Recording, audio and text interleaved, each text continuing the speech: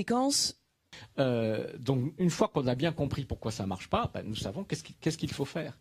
Donc nous avons besoin d'une banque centrale déjà qui puisse mener une vraie politique monétaire comme toutes les banques centrales du monde et pas une banque centrale racornie comme celle que nous avons au niveau européen qui a un objectif unique prioritaire qui est celui de l'inflation, ce qui est une stupidité. Elle doit poursuivre et arbitrer en fonction de la situation entre tous les objectifs de la politique économique parmi lesquels l'emploi, l'activité, l'équilibre extérieur, etc.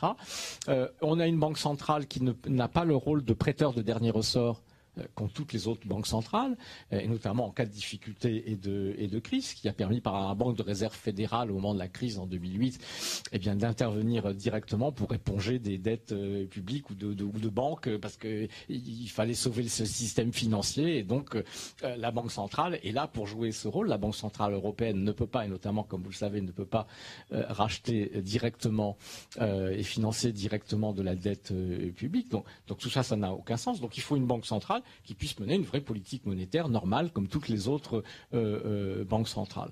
Au niveau de la politique budgétaire, il faut une politique budgétaire rigoureuse, c'est-à-dire celle qui est proposée par la France insoumise et que nous avons présentée dans notre opération de chiffrage. C'est-à-dire que nous, on n'est pas des fous du déficit et de l'explosion de la dette publique, hein, pas du tout. Simplement, c'est un économiste qui vous parle. Voilà, nous sommes les vrais rigoureux, c'est une vraie conception de ce qu'est une saine gestion des finances publiques et de la politique budgétaire. Donc, pour payer les salaires du mois de vos fonctionnaires, c'est mieux que vous ayez des ressources courantes en face et que vous ne soyez pas obligé de vous endetter sur 2, 3 ou 4 ans ou 7 ans pour payer les salaires du mois. Ça, quand on en est là, effectivement, c'est qu'il y a un problème. Bon, donc les dépenses courantes, les dépenses de fonctionnement pérennes d'un État doivent être financées par des ressources courantes. Là, avoir une règle d'équilibre budgétaire, en tout cas sur le moyen terme, ça peut ne pas être le cas à très court terme quand vous avez une récession, par exemple. Mais c'est une bonne règle. En revanche, quand vous avez effectivement un choc conjoncturel énorme qui fait s'effondrer vos recettes fiscales, réagir en disant, parce que l'équilibre n'est plus rétabli, en disant il faut couper les dépenses, c'est-à-dire aggraver la crise et la récession, c'est une ânerie. Et donc là, au contraire, il faut laisser filer le déficit public. Et l'autre raison, le moment où le déficit, c'est-à-dire l'emprunt est fondé, c'est pour des opérations d'investissement qui créent du patrimoine et des actifs. Quand vous construisez des crèches, des infrastructures publiques, des investissements dans des éoliennes pour la transition écologique, etc. Vous accumulez un patrimoine réel, exactement comme quand vous empruntez pour acheter un logement, par exemple. Vous avez une dette, mais en face, vous avez un actif. Bon.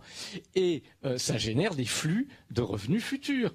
Ça génère des flux d'activités, donc de recettes fiscales futures. On fait comme les entreprises. Les entreprises font ça. Elles investissent pour investir à long terme dans des actifs et qui sont des garanties de recettes futures qui leur permettent de rembourser leurs dettes. C'est ça que nous faisons. Voilà.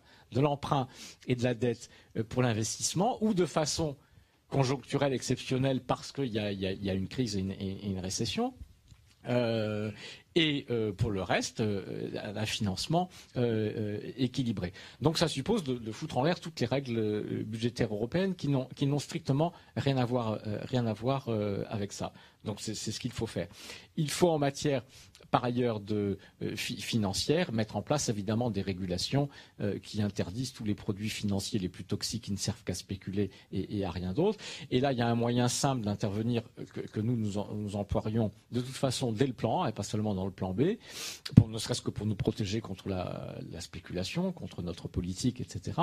Ce serait d'interdire aux établissements financiers français d'utiliser un certain nombre d'instruments financiers dont on a fait la liste, qui sont particulièrement toxiques, qui sont à l'origine de la dernière crise en 2008, 2009, etc. Et si le reste de l'Union européenne veut laisser rentrer des titres pourris dans les bilans de ces banques, c'est leur souci dans l'immédiat, mais la France n'en veut pas, donc nous on s'en protégera de manière unilatérale. Et puis il faut se protéger contre des mouvements de spéculation, notamment contre notre dette publique, c'est-à-dire de gens qui font des mouvements d'aller-retour sur des placements financiers avec des capitaux à court terme. Et là, il y a un moyen très simple qui est la taxation, c'est-à-dire que si vous avez des gens qui essaient de gagner 5-10% sur un capital en faisant des petits mouvements de passage d'une place financière à une autre, si vous leur prenez 10% à chaque passage, c'est bon, ils arrêtent tout de suite. Donc on peut se protéger. Il reste une question, je me dépêche parce que le temps passe.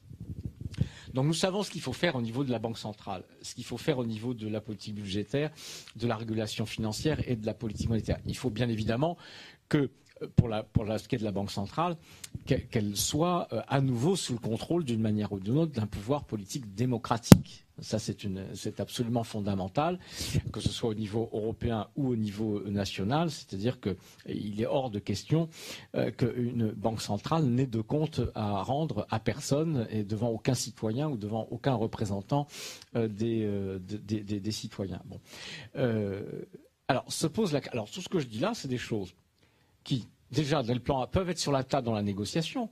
C'est-à-dire que si nos partenaires veulent bien entendre parler d'une réforme de la Banque centrale, très bien, d'un aménagement aussi des règles budgétaires pour qu'on enlève tout ce qui est aberrant et stupide et que, par exemple, on mette cette règle, on pourrait avoir cette règle-là, vous voyez, par exemple, d'équilibre budgétaire. C'est-à-dire que la bonne règle, c'est pas la règle d'or du TSCG qui est totalement stupide, mais c'est qu'à moyen et long terme, les dépenses courantes soient financées par des ressources courantes et que le déficit soit réservé soit au choc conjoncturel, aux politiques exceptionnelles pour un choc conjoncturel et aux investissements publics. Ça, ce serait intelligent. Ce serait une bonne règle de discipline budgétaire intelligente qu'on pourrait tous signer et qui serait gage, un, de politique budgétaire efficace et deux, d'absence de dérives incontrôlables des finances publiques.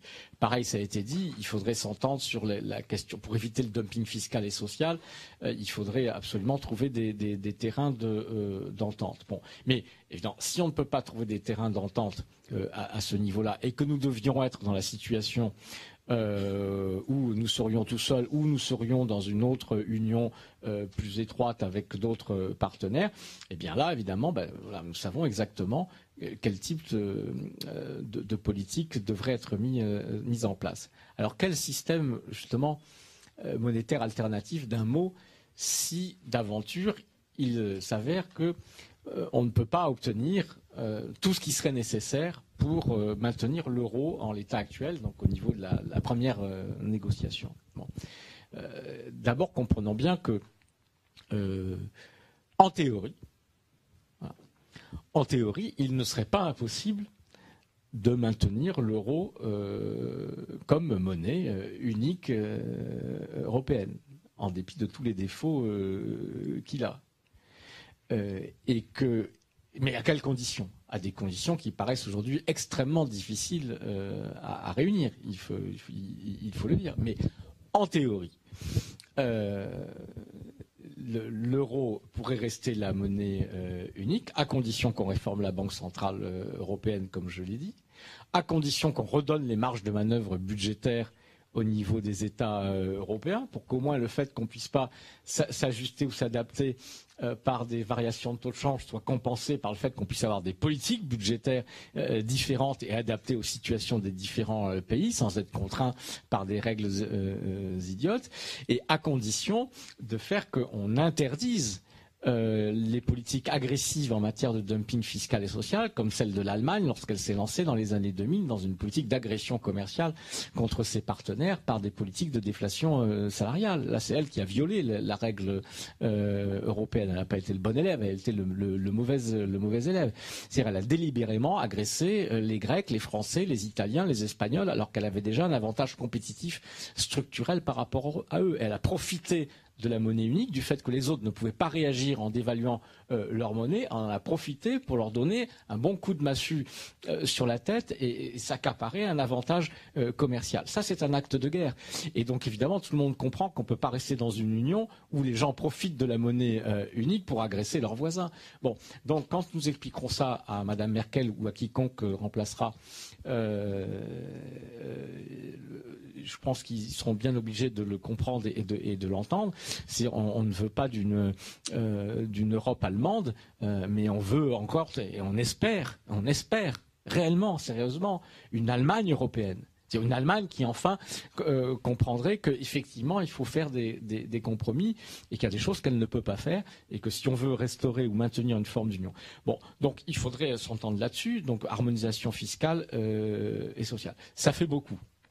Bon, et donc on ne sait jamais, parce que comprenez bien, le rapport de force, comme je vous l'ai dit, c'est que nous entrerons dans cette négociation, non pas en disant, écoutez, si vous êtes très méchant et que vous voulez rien entendre, on va être très triste et on attendra que le rapport de force soit à nouveau favorable. Non, on vous explique tout de suite que le rapport de force, il est extrêmement favorable. Il est tellement favorable que de toute façon, vous avez déjà vu que la France n'est déjà plus dans cette union. Parce qu'elle a unilatéralement pris des décisions de violation des traités, et ça, de toute façon, ça restera jusqu'à la fin. Alors ça va rester de deux manières. Soit dans le cadre d'un nouveau traité, parce qu'on n'est pas, comme dit, on n'est pas borné, nous on veut essayer de sauver la coopération, où on aura trouvé un accord pour redéfinir ce qu'est une régulation financière, ce que c'est que cela. Et puis on aura pu très bien trouver un accord où on dira, par exemple, sur tel sujet, tout le monde n'est pas d'accord, mais on peut faire des exceptions. Par exemple, sur la directive service, s'il y en a qui veulent que leur service soit ouvert à la concurrence, leur service public soit ouvert à la concurrence des services privés, pourquoi pas? On n'est pas imposer à tout le monde notre vision des choses. Mais alors on mettra dans les traités que ça ne s'applique pas à la France. C'est une technique, si vous voulez, de négociation qui permet la coopération. On n'est pas obligé de tous faire tous pareil partout et de tomber d'accord sur tout. Bon, donc sur l'harmonisation fiscale et sociale, c'est là que ce sera le plus compliqué et le plus dur. Mais le rapport de force sera là en notre faveur parce que comme de toute façon il sera clair que nous irons jusqu'au bout et que nous continuerons d'être en dehors des traités et que ça peut même durer longtemps parce qu'on ne peut pas sortir un pays de l'Union européenne s'il ne veut pas en sortir. Donc on peut rester dedans très longtemps en faisant exactement ce qu'on veut et comme on veut. Et je vous garantis que si c'était moi qui y étais, c'est ce que je serais tenté de faire. Et que avant même, donc je veux dire, c'est pour ça que quand on parle de temps et de délai et de mois, etc., on en parlera peut-être dans la discussion, mais bon. Donc quel système monétaire alternatif si on ne peut pas s'entendre là-dessus? Alors, on pourrait éventuellement s'entendre sur ce qu'on appelle une monnaie commune. Une monnaie commune, ça part du principe que la monnaie unique, c'est trop compliqué, c'est trop dur et les conditions sont trop difficiles à remplir pour que ça puisse marcher. On a expliqué pourquoi. Donc, on garde une monnaie commune, par exemple, elle pourrait s'appeler l'euro, mais comme monnaie internationale de l'ensemble de la zone. C'est-à-dire que tous les pays qui sont dans la zone euro ont cette monnaie lorsqu'ils font des règlements aux États-Unis, en Chine, etc. Donc c'est la monnaie commune vis-à-vis des autres monnaies dans le reste du monde.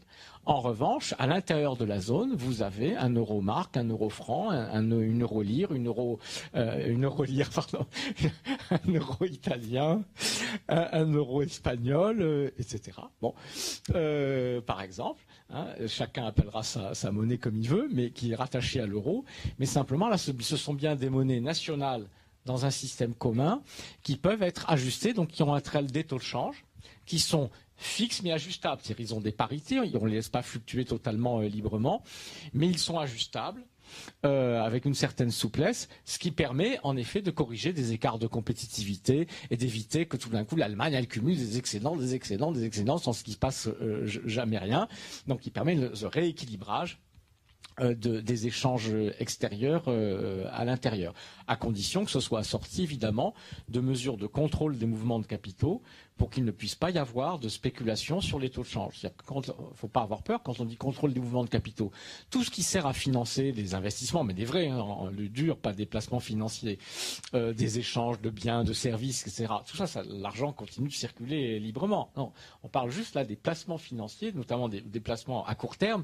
C'est des mouvements de capitaux à très court terme qui, eux, font des jeux spéculatifs. Donc ça, il faut les contrôler pour éviter que les taux de change n'en viennent finalement sur le marché des changes à être manipulés par des gens qui font juste de la spéculation. Bon.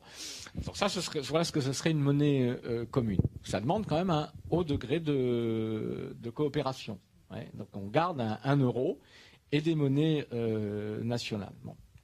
Si ce degré de coopération n'est pas possible, que ce soit dans le plan A, c'est-à-dire avec l'ensemble de la zone, en tout cas pour la zone euro, donc les 19 pays de la zone euro, et ou dans le plan B, si on doit refaire ça, un petit nombre de pays, il n'est pas tout à fait évident, dans ce cas de figure, par exemple, où on aurait été obligé de sortir à plusieurs, il n'est pas du tout évident que des pays qui viennent de sortir d'un système de monnaie très unifié soient forcément partants pour repartir dans une monnaie commune. On va leur dire on est sorti de l'euro, mais en fait on garde l'euro à un euro commun. Il peut y avoir beaucoup de méfiance.